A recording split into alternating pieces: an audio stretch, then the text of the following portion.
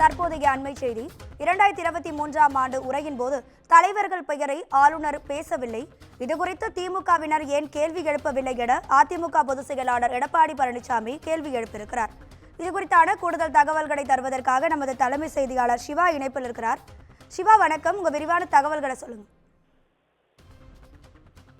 ராதிகா, ஆளுநர் உரைக்கு நன்றி தெரிவிக்கும் தீர்மானத்தில் இன்று தினம் அதிமுகவினுடைய பொதுச் செயலாளராக சட்டமன்ற எதிர்க்கட்சித் தலைவராக இருக்கக்கூடிய எடப்பாடி பழனிசாமி தற்போது உரையாற்ற தொடங்கியிருக்கிறார்.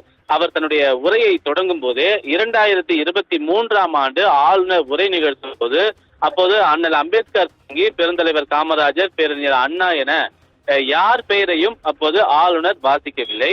அப்போது கூட தமிழக அரசு அது தொடர்பான ஒரு தனி தீர்மானத்தை கொண்டு வந்தது.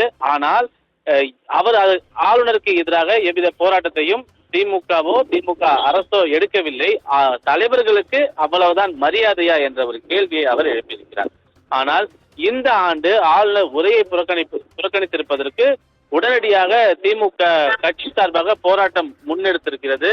ஆனால் தலைவர் தொடர்பாக எவ்வித கருத்தையும், தலைவர்கள் பெயரையே குறிப்பிடாத 2023ஆம் ஆண்டு உரையின் போது போராட்டம் எதையும் முன்வைக்காதது ஏன் என்ற ஒரு கேள்வியை எதிர்க்கட்சித் தலைவர் எடப்பாடி பழனிசாமி எழுப்பியிருக்கிறார்.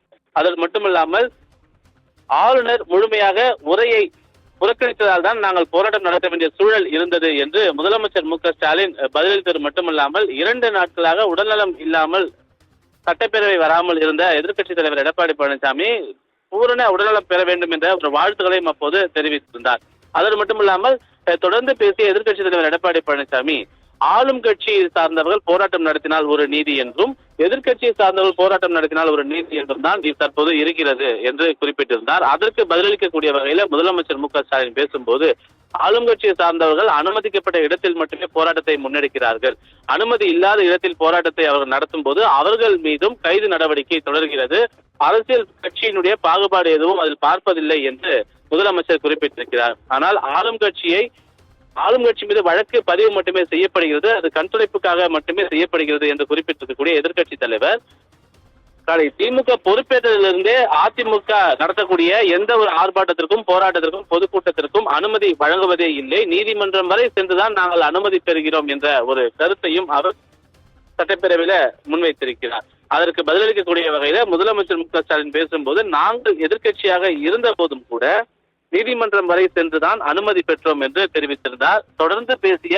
எதிர்க்கட்சித் தலைவர் எடப்பாடி பழனிசாமி ஒவ்வொரு ஆண்டும் ஆளுநர் உரையை முழுமையாக நேரலை செய்யக்கூடிய சட்டப்பேரவை செயலகம் இந்த ஆண்டு ஆளுநர் வருவது தொடங்கி நேரலை செய்யாமல் இருந்ததுக்கு என்ன காரணம் என்ற ஒரு கேள்வி எழுப்பியிருந்தது. அதற்கு சபாநாயகர் பதிலளிக்கும் போது தொழில்நுட்ப கோளாறு தான் காரணம் என்பதை குறிப்பிட்டிருந்தார்.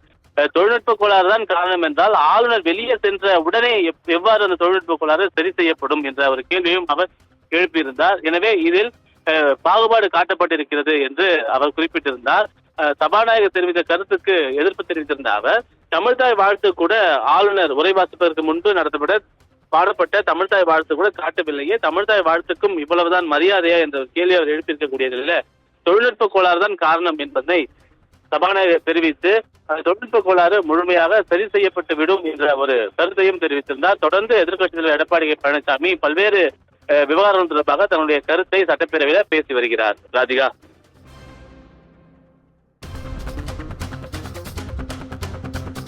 சட்டப்பேரவையில் எதிர்க்கட்சித் தலைவர் எடப்பாடி பழனிசாமி எழுப்பி வரும் பல்வேறு கேள்விகளை விரிவாக விளக்கியதற்கு நன்றி சிவா.